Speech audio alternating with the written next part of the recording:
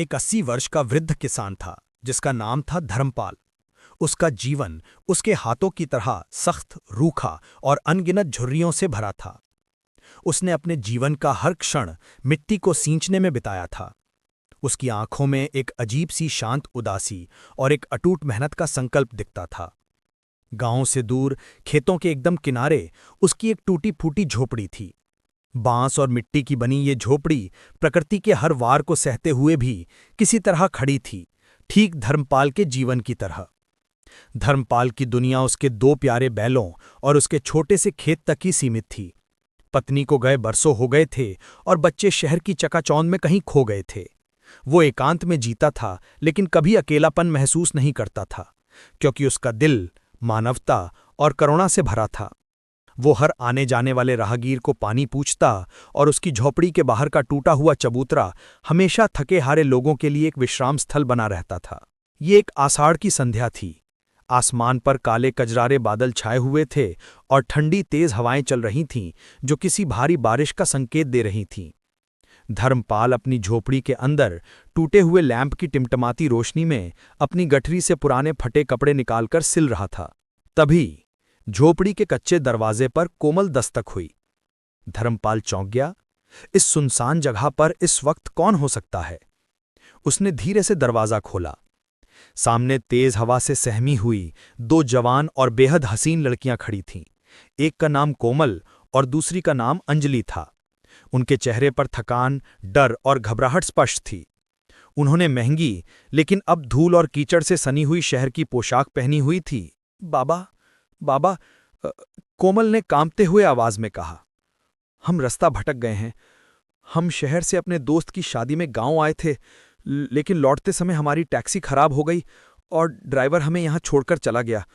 अब चारों तरफ अंधेरा है और हमें बहुत डर लग रहा है। क्या हम रात भर आपकी इस झोपड़ी में शरण ले सकते हैं? सुबह होते ही हम चले जाएंगे। धर्मपाल की अनुभवी आंखों ने उनकी सच्चाई को भांप लिया। उनके चेहरे की मासूमियत और डर बनावटी नहीं था। उन्होंने बिना एक पल भी गंवाए अपना सिर हिलाया। अरे बेटी, ये कैसी बात कर दी? ये तुम्हारी ही झोपड़ी है। बाहर तेज हवा चल रही है, अंदर आओ। इस वक्त इस राह पर किसी को भी अकेला नहीं छोड़ना चाहिए।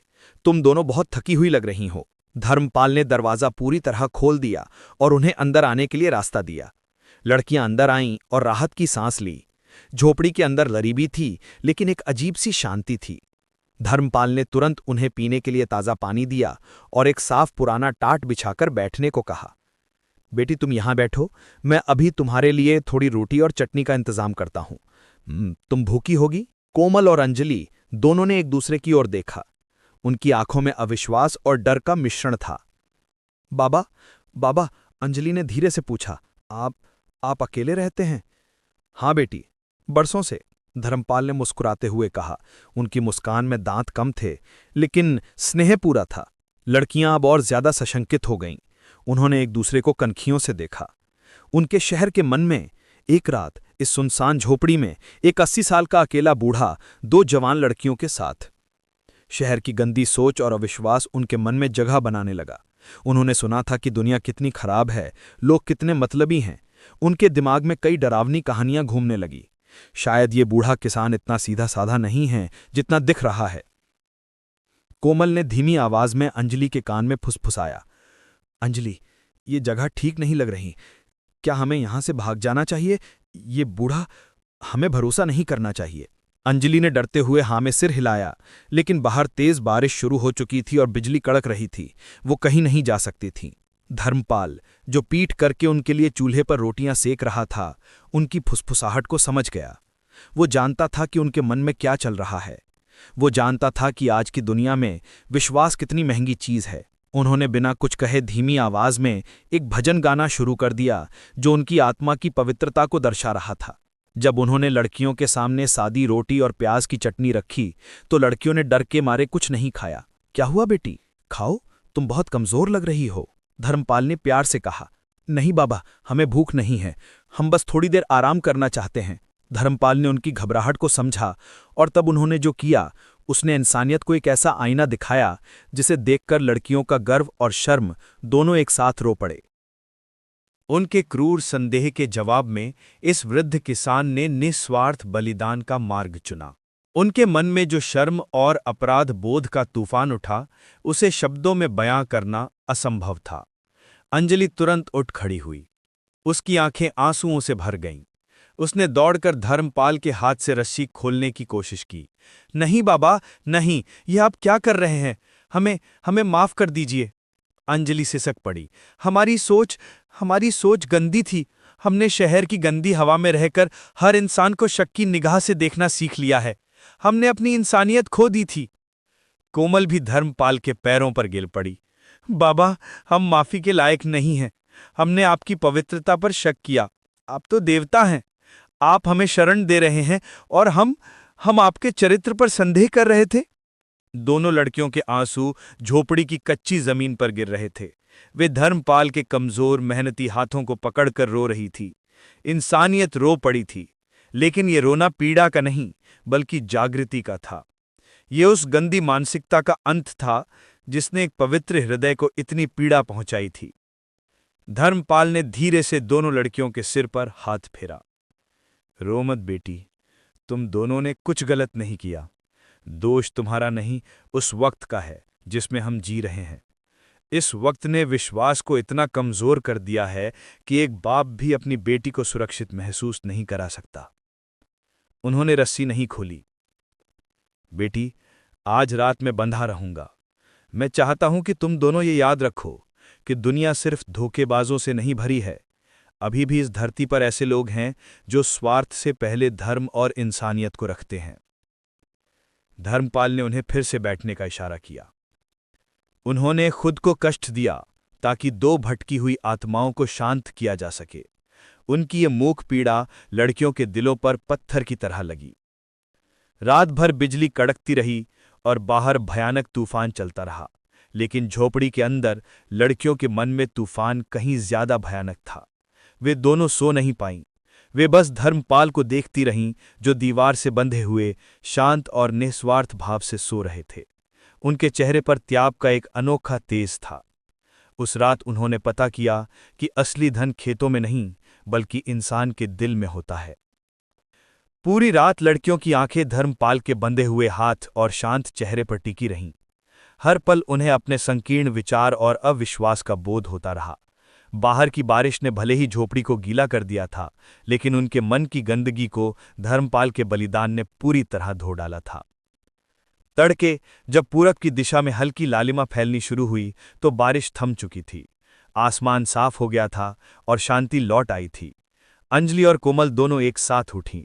उन्होंने देखा कि धर्मपाल की आंखें खुल चुकी थीं। अंजलि तेजी से उनके पास गई और इस बार उसने धर्मपाल के हाथ से रस्सी खोली। उसके हाथ कांप रहे थे। जब रस्सी खुली तो उस जगह पर जहां गांठ लगी थी गहरे निशान पड़ गए थे और खून जम गया था। कोमल ने तुरंत अपनी चुन्नी फाड़ी और उससे धर्मपाल के हाथ को साफ किया। ये उनके अपराध बोध को कम करने का एक छोटा सा प्रयास था। बाबा, हमें माफ कर दीजिए। हम अपनी गलती को कभी नहीं भूल पाएंगे, कोमल ने नम आंखों से कहा। धर्मपाल ने अपना हाथ सहलाया, लेकिन उनके चेहरे पर पीड़ा की एक भी शिकन नहीं थी। वे सिर्फ मुस्कुराए। माफी मत मांगो बेटी, बस सीखो। इस घटना को याद रखना और दुनिया को बताना कि इंसानियत अभी भी जिंदा है, भले ही वो एक टूटी हुई झोपड़ी में क्यों ना रहती हो। लड़कियों की आंखें अब तक पूरी तरह से आंसुओं से भरी हुई थीं। उन्होंने उठकर धर्मपाल के चरण स्पर्श किए। बाबा, हम आपकी इस महानता के बदले में आपको क्या दे सकते हैं? ये झोपड़ी, हाँ, हम इसे ठीक करा देंगे। हम आपको कुछ पैसे देना चाहते हैं। धर्मपाल ने तुरंत अपना हाथ उठाकर उन्हें रोक दिया।